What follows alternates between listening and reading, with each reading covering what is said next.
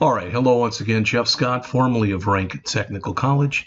And as always, if you go out either to this YouTube URL, or if you go to YouTube and basically search for JPS, Jeff Teaches Programming, you're going to find my YouTube playlist, the only one that's in there under that channel right now, which is Jeff Teaches Programming Python. And what I did last time was I went in and created a whole bunch of programs. I think you all know that. All right. And what I did was I created a folder called keywords. And in that folder, I created several files. Well, I'm going to create a new folder. And I'm going to call this Calculator 2 and Guessing Game. And I'm going to go back over here where my calculator program is, right there. And I'm going to copy it, and I'm going to paste it right in here. So there it is. So I'm going to open this with code, and that should come up. Now this is a second calculator program. All right, so I'm going to rename this one. So instead of it being called calculator01.py, it is going to be calculator02.py. All right, so that's the first thing. Second, you may notice if you take a look in here, I have found out that you can either do a multi-lined comment in Python by either prefacing a line with 3 double quotes or with 3 single quotes. Either one will work. All right, so I've got that in there, and I imported NumPy. Now, this is what I did last time. All right, I don't think there's really anything what I call exactly new right there. All right, but I want to start making some changes. So the first thing I want to do is I want to grab these two lines, line 17 and line 18, and I want to comment both of them out. Now that's going to result in a bunch of errors because that's where I've defined number 1 and number 2. All right, but I'm going to change that. And what I decided to at least attempt to do in this particular example is to come in and make it more modular. All right, so in other words, we've got this stuff here. That's all fine. But I'm going to come in here and I'm going to define a new function. So def, and I'm going to call it get and validate numeric input.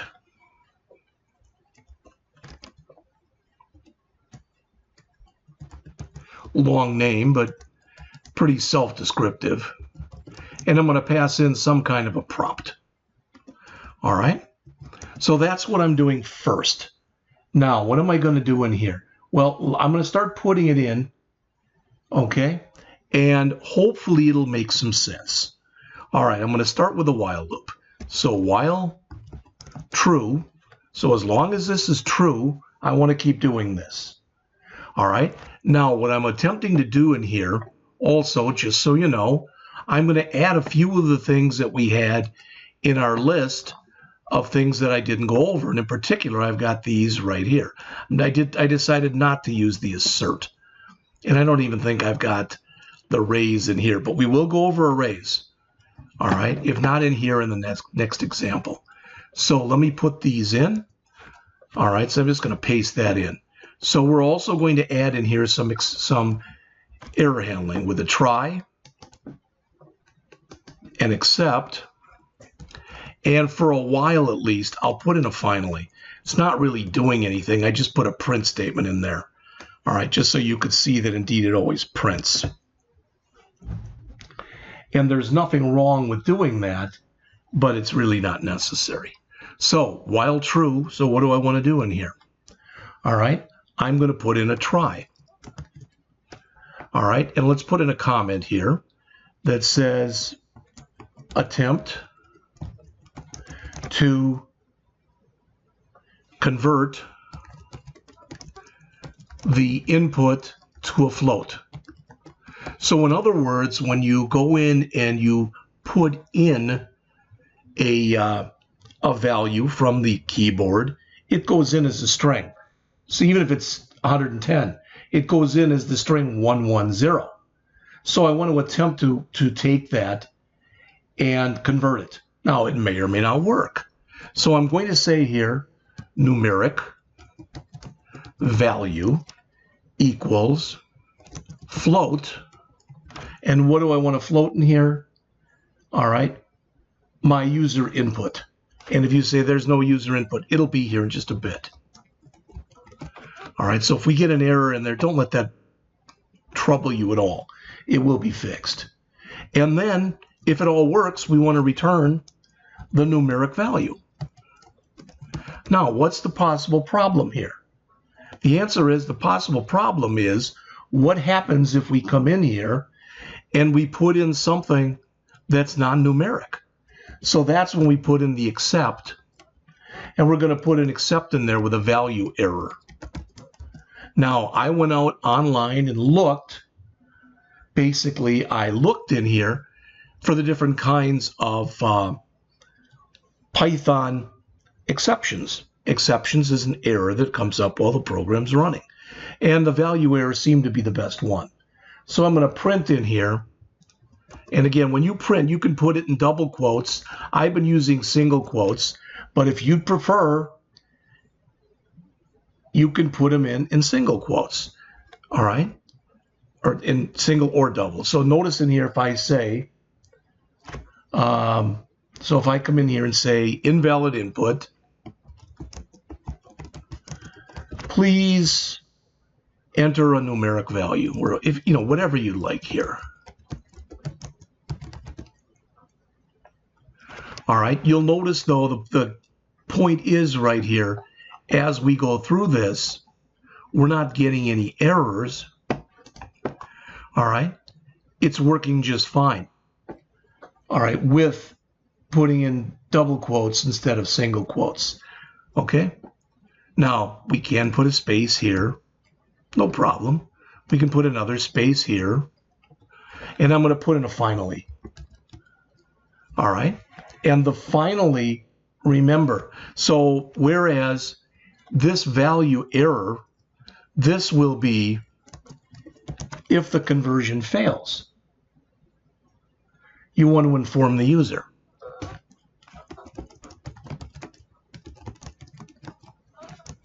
So inform user and prompt again. Now it's rolling off the page. I could come in here and tell it to basically word wrap, but I'm just going to do it like this. All right, so finally, remember that the finally that's in here prints regardless. So this will print whether the try succeeds. In other words, no except, or the try fails. In other words, the except executes. Okay, and I kept it real simple. And what I mean by that is all I put in here was just, again, like I said, I tried to keep it simple. There, notice, and finally I'm missing the colon. All right, so I just put in a print right here that just said, this will print regardless. So print, this will print regardless. Okay, so we've got all that stuff in there. Okay, so far as I can tell at least, so far so good. All right.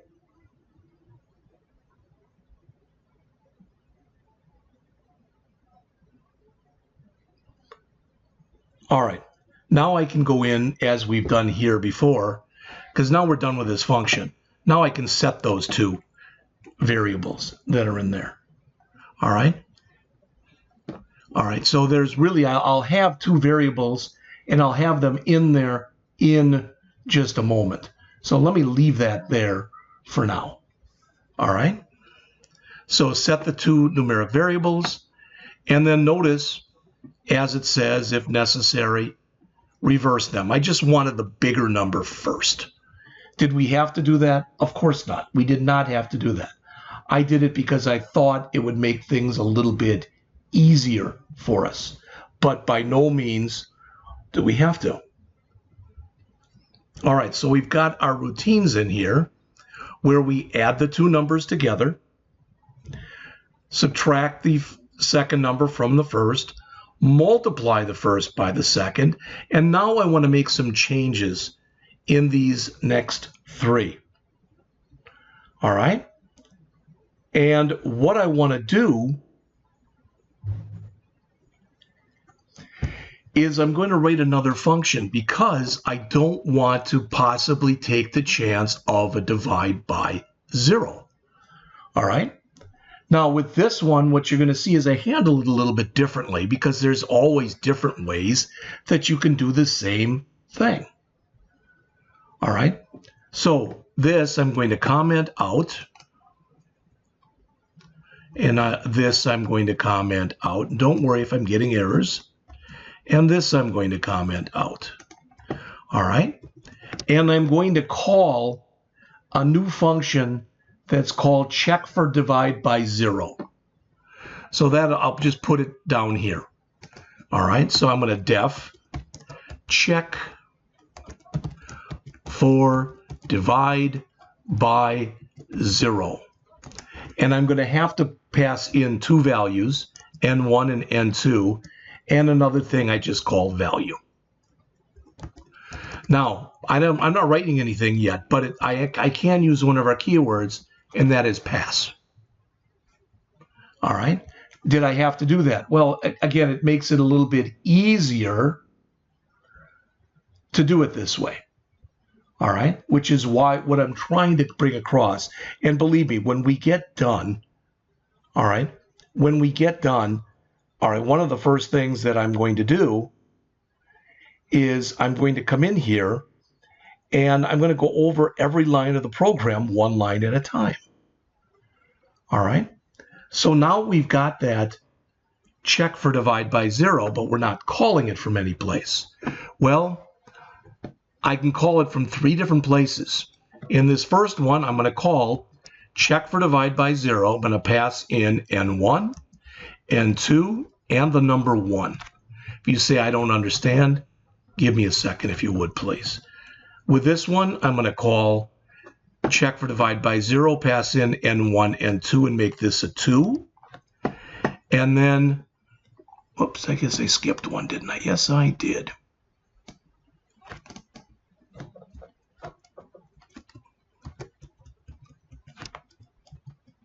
All right, so that'll be a 1. This will be a 2. And this will be a 3.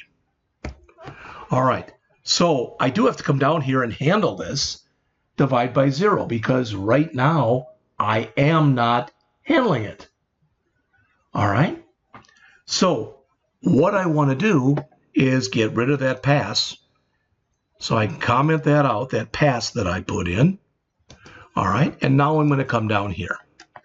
And I'm going to say result equals 0. That's going to be the result that I return. All right? Now, if the result is not equal to 0, all right, what that's going to mean is I'm trying to divide by something that is not 0.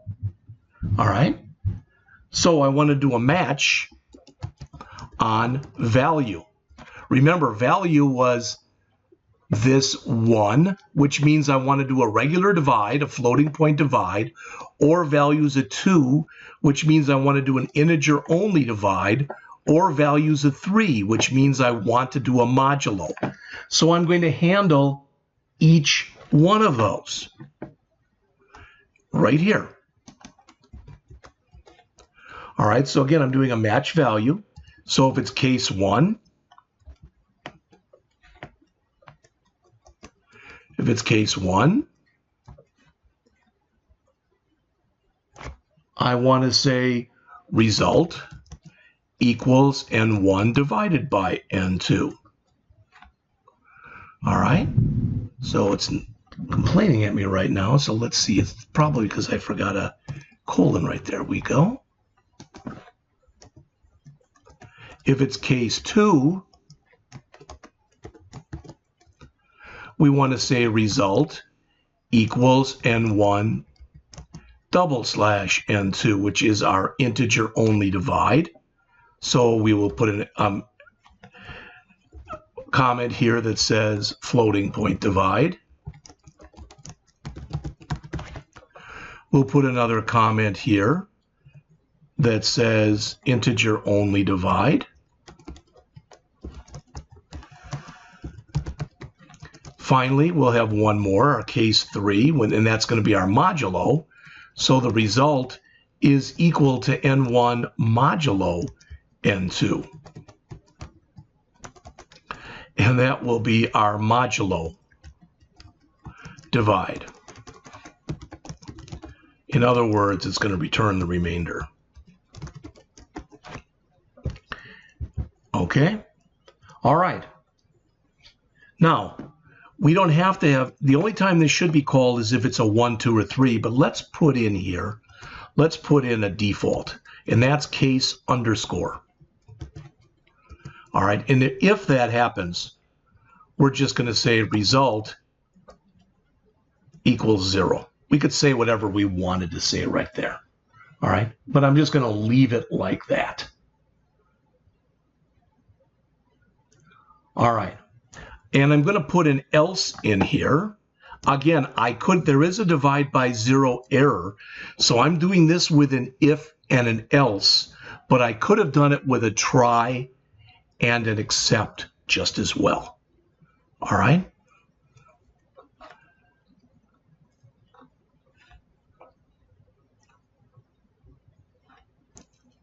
All right. So let's see. Else. And what we want in here is result equal, and I'm just going to put in here divide by 0 is not possible. All right, and one thing, I mentioned in here, you can use double quotes or single quotes, okay? And I've been using double quotes now, but I used single quotes earlier. You should be consistent and use one or use the other. I think I'm going to go back and I'm going to switch. Should be something in here where I can do an edit, replace, and I'm going to find all of my single quotes and I'm going to replace them with double quotes. And I'll tell it to find and replace all. All right, again, just for consistency's sake. All right, so believe it or not, we're almost done. We're not done yet, but we're almost done. Now, I've got a result, but I got to return that result back. And I don't want to, I want to do it whether the, so I want to return the result here. All right.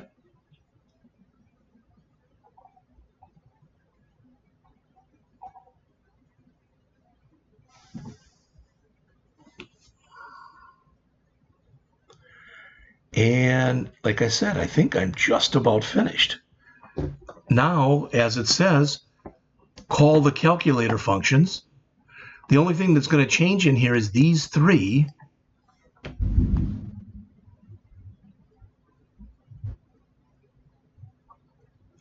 I think I can leave everything the way it is.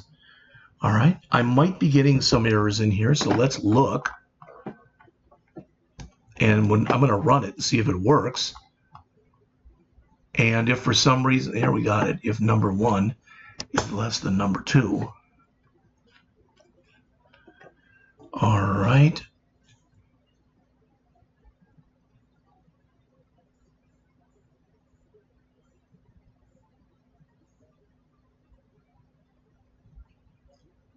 Going back and looking through my notes. So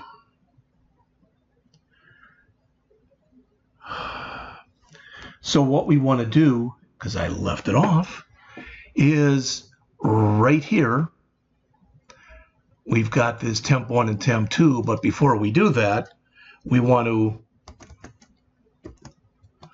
read in values for number 1 and number 2. We're not doing that right now. All right, we could put this into a routine as well, but I didn't. So number 1, and we get rid of this. Oops, try that again. That goes down here. So number 1 equals get and validate numeric input. And then I'm going to put just in here just something like, whoops, something like, that's great. There we go. So in here, I'm going to put enter first value.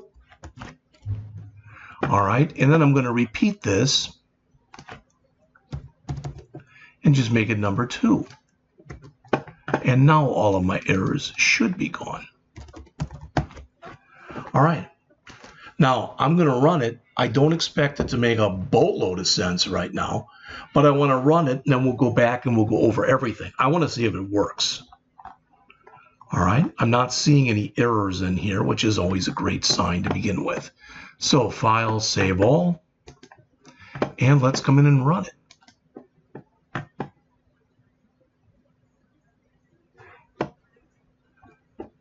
All right, it's giving me an error. It says user input is not defined. Not a problem. We're going to figure it out right now. The good news is, as of right now at least, it's only showing me one error. All right, and that's good. All right, that makes me very happy that I only have one error.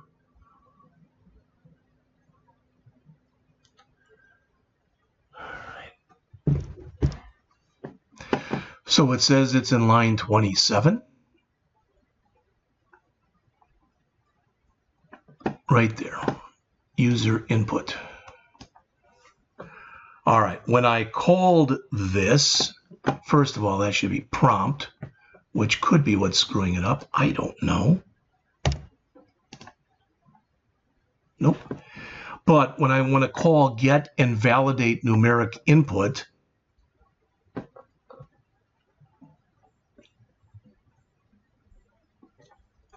all right, so when I call, that was down here. So for this get and validate numeric input,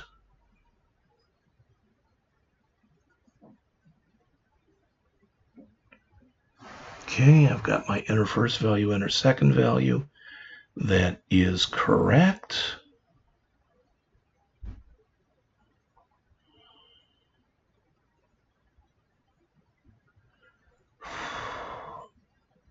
There we go. I'm missing a line. All right. And that is in here, right there. After the while true there, I want to say user input equals input prompt. All right. That should remove all of my errors. All right, so let me save this and run it again.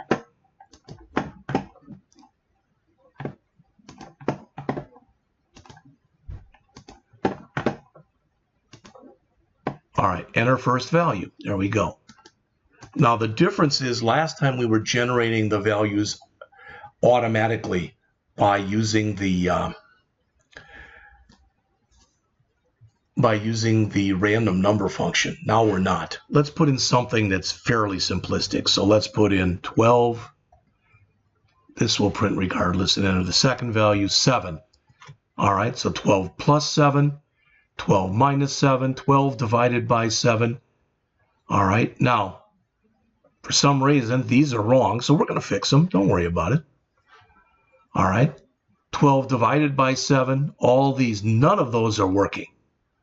Those, because this should only say the word none or give me an error message if the second one in here is a 0. And it's not. So something is screwed up in here. We'll fix it. You'll notice that this will print regardless. That's from that finally.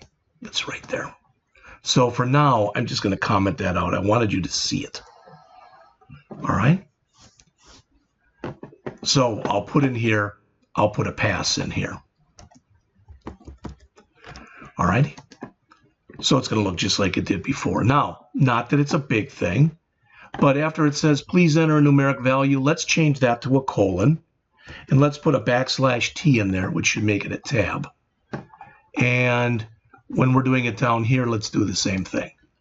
\t and \t. All right, so let me save this. Let me save it.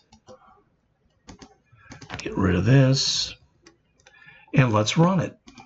It's still going to have the same problem it had before, but notice now it's moved over. So enter first value, let's put in 25. Enter the second value, let's put in 8. So the addition's working, the subtraction's working, the multiplication is working. Our divisions have a problem. All right, and also I want to run it one more time, and I just want to make sure that this is actually working correctly. All right, so let's run it again. And when we do, we'll put in here 55 and 2. No special significance right there.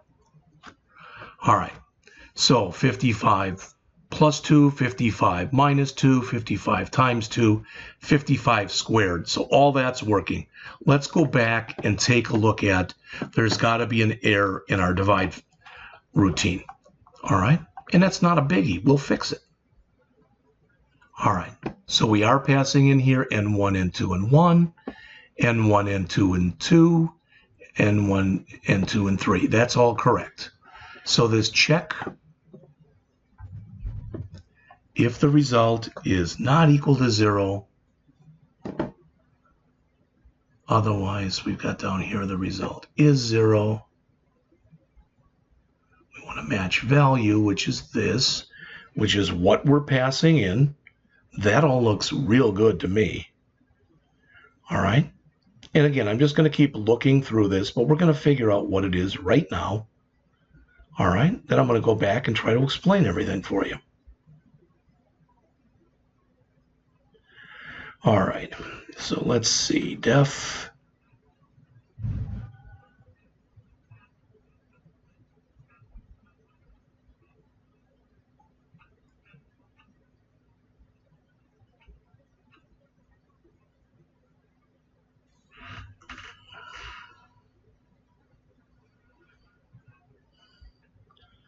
All right. Check for divide by 0. N1, N2 in value. That's all correct. Got rid of the pass. If N2, that's it, not result, it's N2. That's what it is if N2 is not equal to 0. All right, this is now going to work. I am 100% sure this is now going to work. So let's run it again. All right, enter first value. Let's put in here something pretty simple. So 12 and 3. All right. Still doesn't give me the right answer. 12 plus 3, 12 minus 3, 12 times 3, 12 raised to the third. All that's working. Why in the hay is the other thing not working? So let's see. We're going to fix it.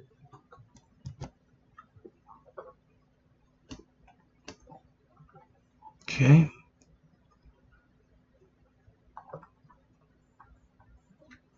Check for divide by 0. If N2 is not equal to 0, do a match on value. Case 1, result is N1 divided by N2. Case 2, result is N2 // N2. case 3, result equals n1 modulo n2, else result is, so that's this.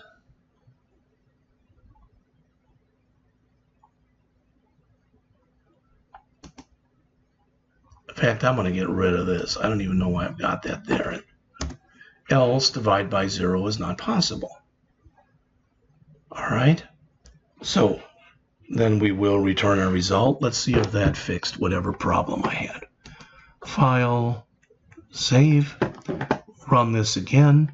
Again, I'm using simple examples right now. So 15, oops, 15 and 3. Still isn't working. Well, we got to fix it.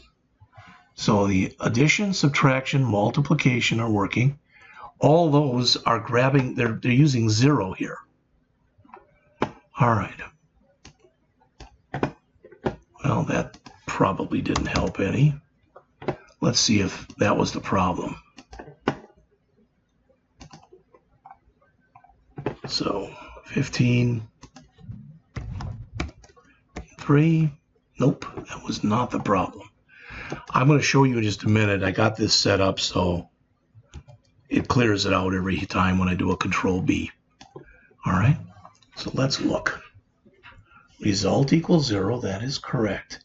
If n2, which means the second number, if that is not equal to 0, we want to do the divide. So we do a match on this value that gets passed in. If we passed in a 1, we do a floating point divide. If it's a 2, we do an integer only divide. If it's a 3, we do a modulo divide. That all looks correct to me.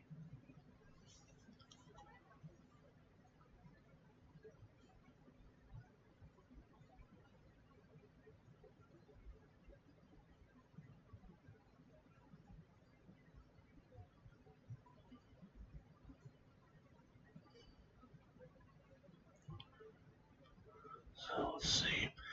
I'm looking through my notes here. What I want to show you, just so you see it. All right, let me save this. Don't believe there's a problem with the way I'm calling it. But I'll show you here.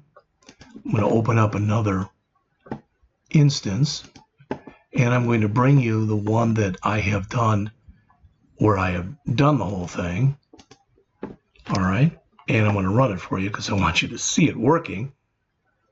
Oh, that's the wrong one, sorry. That's the other one we're going to create. So it is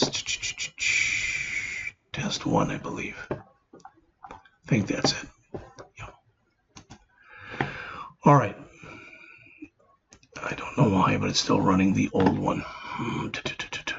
Okay.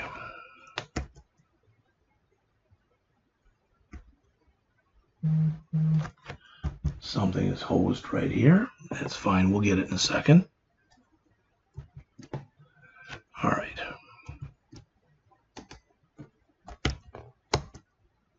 This is what we'll be doing in just a minute, so.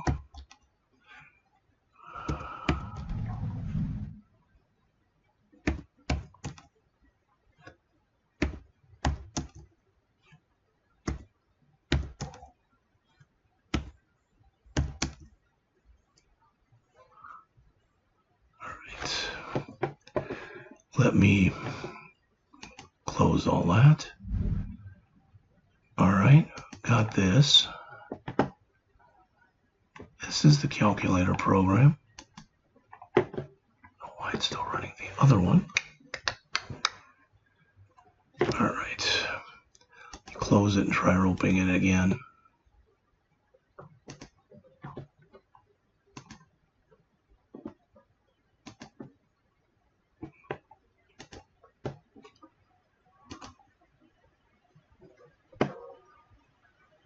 All right, enter first numeric value, 15. Enter, this will print regardless, that's still in there. Enter second numeric value, and you'll notice they're now all working. So there's something that I've got in the one program that I don't have in the other one. Not sure right now what it is. So what I'm going to do is I'm going to grab all of this. It's the same thing I did before. All right.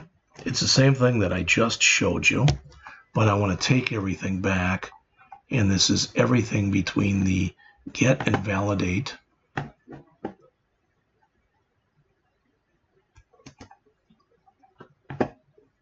not the one I want.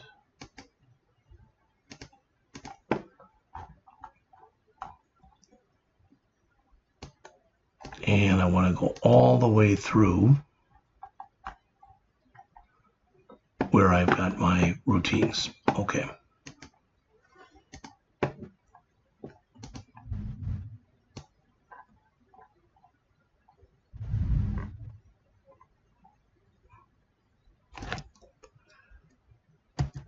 All right, so there's one.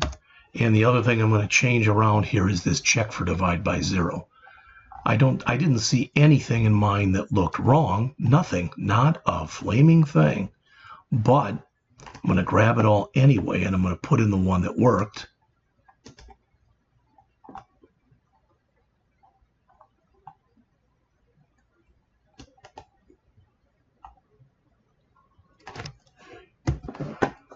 And see if that fixes everything.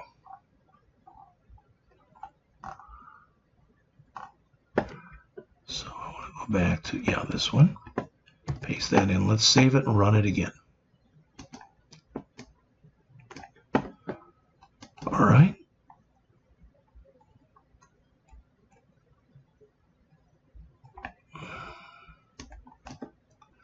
And again, 15, 3. Oh my goodness gracious. Why is it doing this? Let me pause for just a minute and see if I can see what the heck the problem is. It's grabbing the second one, the second value in here, and it's resetting it to 0 every time. And why, I would have absolutely no idea. But let me pause for a second, see if I can figure out why. All right, that didn't take very long, and I'm not even sure what I did to fix it, but I'm going to go over the entire program with you. And I might even add a few more comments along the way to make this a little easier for people to understand. I will eventually, my promise. All right, again, I didn't put arrays in here, so let me get rid of that. I will eventually put this out by tomorrow as a GitHub repo. So create the 2 variables. This was commented out. We're not doing this anymore. This was our get and validate numeric input. This prompt that you see right here, this prompt, all right, right there, that prompt is this or it's this. It is, you see how we're calling get and validate? So it's the prompt. All right, might as well call it what it is. So that's what's getting passed in. Either enter first numeric value or enter second numeric value. All right. Then we go in and we attempt to set user input, okay, to that prompt. Now we put a try here because what we want to do is we want to take this and create a variable called numeric value, and we want to attempt to convert what was in that user input here into a floating point value. If it fails, we're going to get a value error, and it should print invalid input, please enter a numeric value. If it succeeds, we're just going to return it. And again, I showed you that finally. We don't really need this in there. All right, so I got this will print regardless, success or failure above. Okay, something like that, but you'll see that twice. Then in here, this is where we are actually right here. We are going to prompt for the 2 values to be used in the calculations. All right. Here, like I said, I set these two temporary variables, and if necessary, I flip them. The only reason that I flipped them was when before I actually went in and did this flipping, it appeared as though the first number was almost always less than the second one. Since it was, when I did the subtract, I was getting a negative value every time. This is exactly the same as what we did before. The add, the subtract, and the multiply are the same. The divide is different. What we had in here previously was return n1 divided by n2. We don't want that because what if we put a 0 in there? All right? We don't want that. Okay? In the same way, right here, this was originally return n1 / n2, and originally this one was return n1 modulo n2. So I've left those in here or put them back in. So you can see we replaced this with this, we replaced this with this, and we replaced this with this. And what are these doing? That's right here. All right, there's the whole routine. So 3 values are being passed in. That is number 1, number 2, and a 1 if what we said we wanted to do was a straight floating point divide, a 2 if we wanted to do an integer divide, meaning throw away the remainder, and a 3 if we wanted to have the remainder, adjust the remainder. This is going to be the result of what we're working on. We only want to do this, all right, if the second number is not a 0. If the second number is a 0, we want to say divide by 0 is not possible. But if it was not a 0, we want to do either, as we just mentioned, a floating point divide. If it's a 1, if it's a 2, we want to do an integer by integer divide. In other words, throw away any remainder. And if it's a 3, we want to do a modulo. In other words, remainder only. And if this isn't true, it was a 0, so we should get result equals divide by 0 is not possible. Now you'll notice here, those of you, for example, that might know JavaScript, this is very similar to JavaScript in that result is either going to hold a floating point value or an integer value or a string. All right, so let's save it.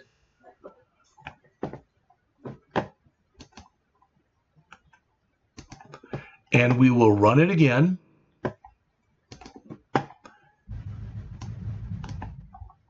All right, and I want to show you, well, let me just put in something here for, yeah, don't worry about that. I'm going to, there's a control B, and see how that clears everything? I want to show you in a minute how I did that. All right, so I'm going to run this again. Enter first numeric value. We can put in anything we want. Let's put 127 in here.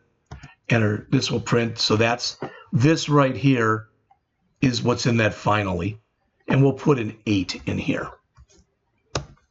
So you can see we've now got 127 plus 8, 127 minus 8, 127 times 8, 127 divided by 8 with a floating point divide, 127 divided by 8 with an integer only divide.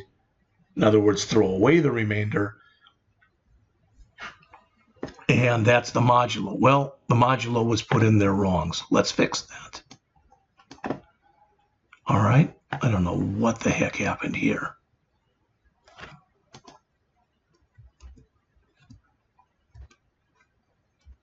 There we go.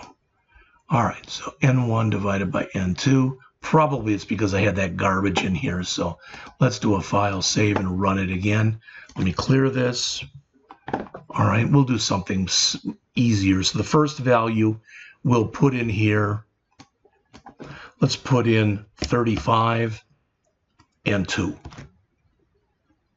All right. Modulo 2 is not working, so the modulo is wrong in here. We're going to fix it. All right. We now have in here correct 35 plus 2, 35 minus 2, 35 times 2, 35 divided by 2, 35 integer divide. The modulo is wrong. That should have been a 1. And the 35 squared, that's correct. So let's fix the modulo.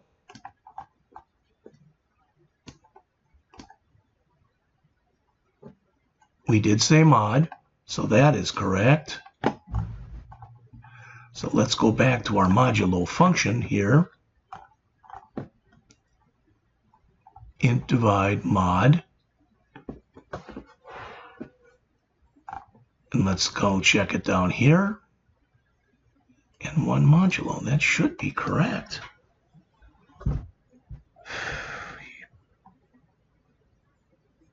So 1 case 2 case 3. First, let's try one last thing first, and that is we're going to run it again, and I'm going to put 0 in there, see if for the second number, and see if I get a divide by 0 is not possible. 33 and 0. Notice divide by 0 is not possible. Those are all working. But for some reason, I'm still having problems with my modulo. Modulo. str mod 2. There's mod 2. And return check for divide. Ah, there's the problem. That has to be a 3. I did a copy, which was foolish on my part. All right, so let me clean this up.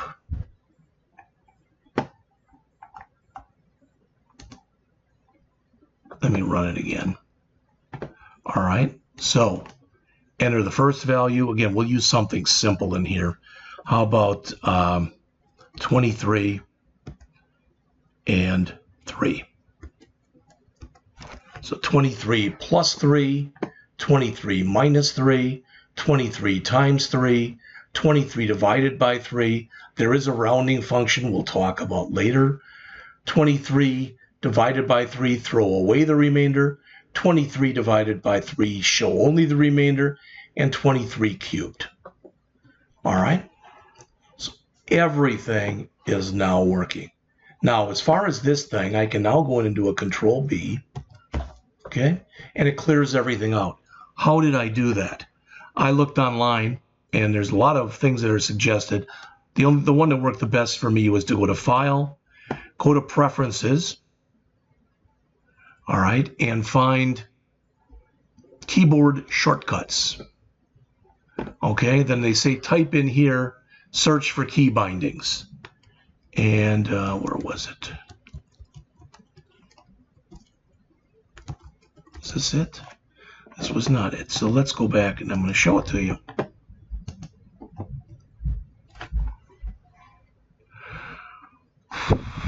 You can see I looked at a whole bunch of these. Okay, so how to clear. Now, it depends on the type of terminal you're creating, and I don't want to get into any of that right now. Wait a minute. So let's see. Let's get rid of this.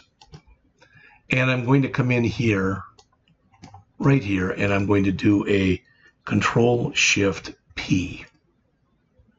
That was not it.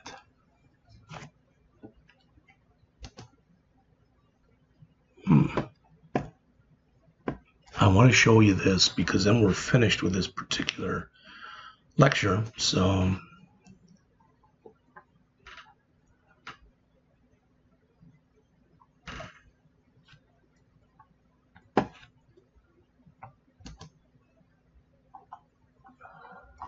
that's not it.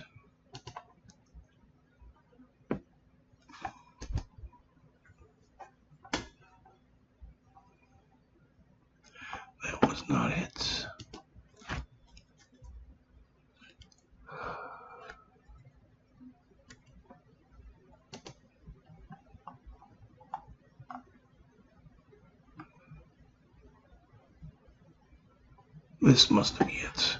So I'm going to give you the address of what I used for that.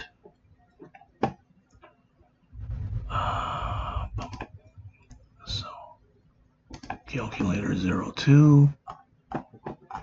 And we'll put that up near the top.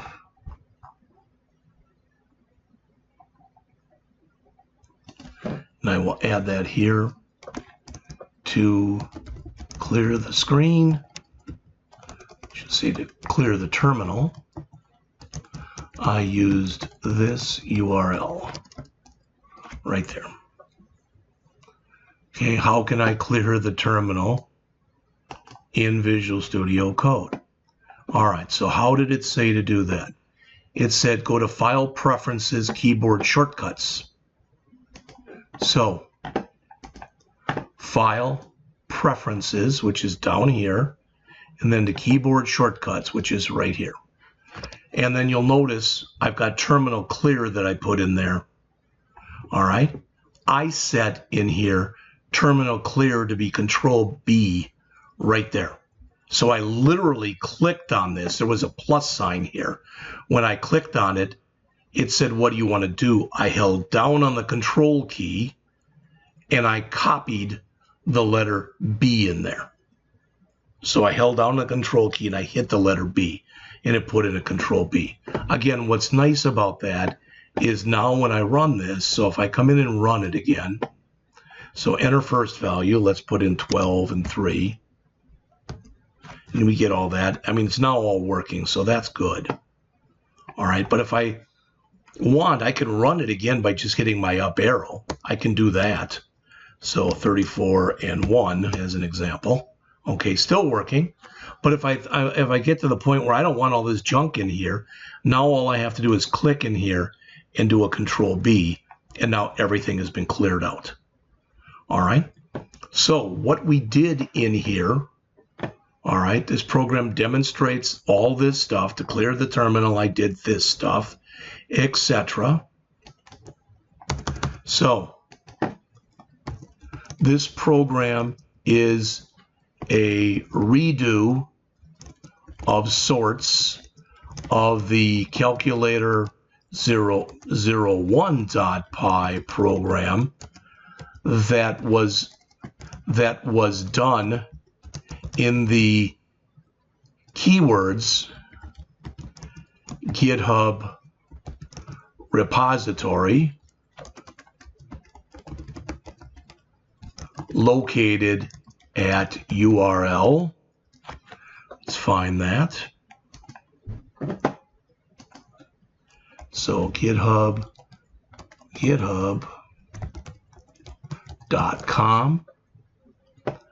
All right, and this had keywords. So that is right here. So if you want to get to that, you can. So changes made. All right, first,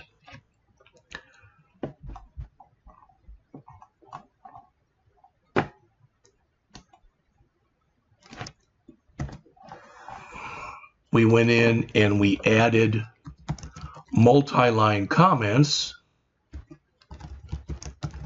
And again, to do that, you can either use 3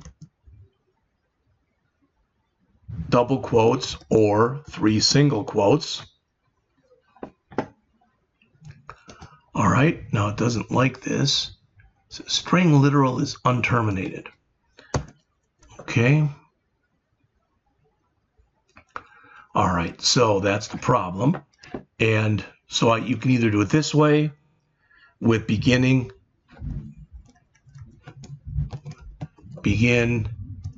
and end. So beginning this and end this, or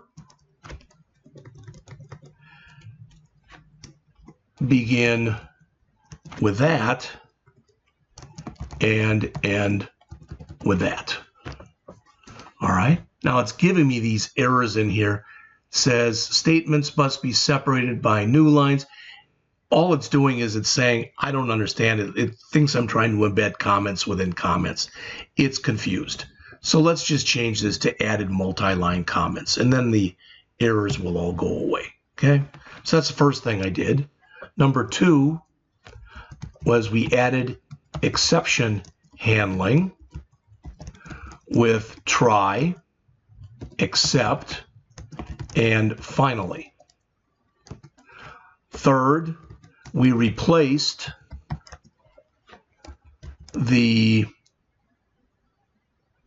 computer-generated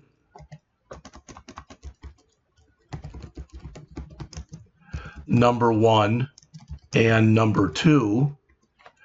And when we say computer-generated, what we mean is created via a call to the Python random number generator. So we replace that with input statements which let the user input the values she or he wanted for number 1 and number 2. All right, next.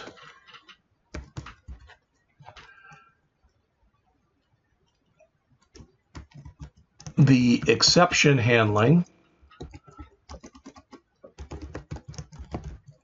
In fact, let's put that up here.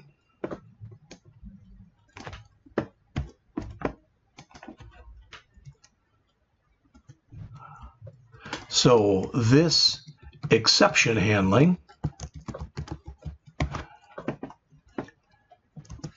made sure that if the user attempts to divide to floating point divide or integer divide or modulo,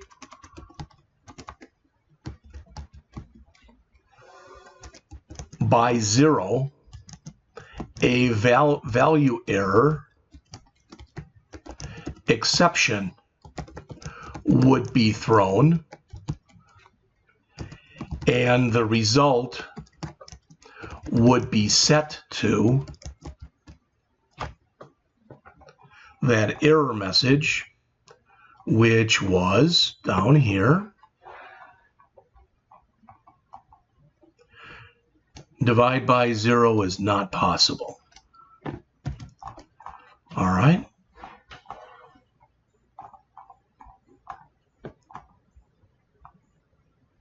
Now it might give me an error, a complaint again about this. I'm just going to get rid of it anyway. Is not possible. All right. Again, we replace the generated numbers. All right. Okay.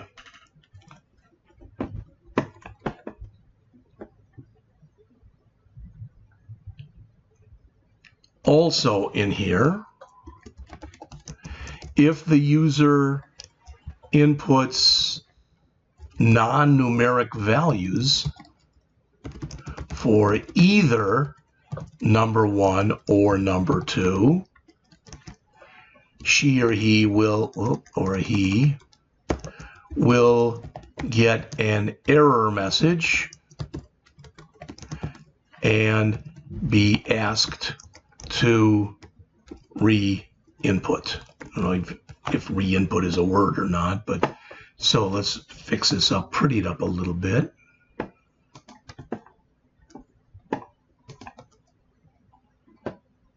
Okay. Now the only other thing I could think of doing to try to pretty this up a little bit as we're finishing up here, and that is, oh goodness, I'm already at an hour. So I'm going to just put in here Python round function. Okay. Rounds to the nearest tenth, round function. Let's look in here. So it's round. All right, let's see if we can do that.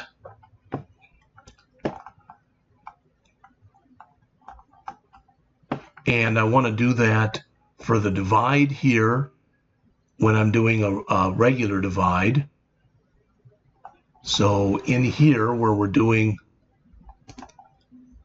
this, we're going to do a round here, and we will round it to 2 decimal places. All right. This one is the integer divide, so we don't have to worry about it. We will also take the modulo. We shouldn't have to do that one either, really. I think it's just the one, but we're going to find out right now. So let's run it one last time. So 59 and 4. So you'll notice now when we do the divide, it's the 2 decimal places. Much nicer to look at. All right. Okay, that's all I've got. When I come back for the next lecture, I will be talking about how we can do a guessing game program. All right, so let me do a file, save on this, and I'll leave you for now. Thank you.